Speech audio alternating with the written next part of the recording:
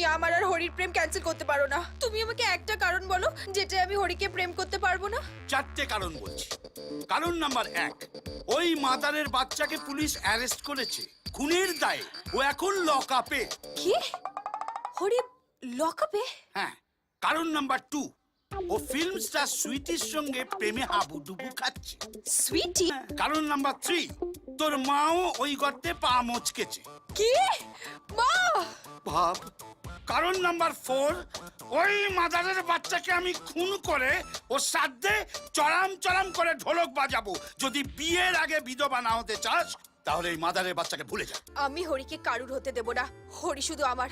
আমি যাচ্ছি হরিকে বাঁচাতে। শোন সোনিয়া মা, সোনিয়া, সোনিয়া মা আমার। ওরে ওরে, আমার ফ্যামিলিতে ওই হরিপদর সঙ্গে প্রেম করতে আর কোনো মা বোন বাকি আছে কি?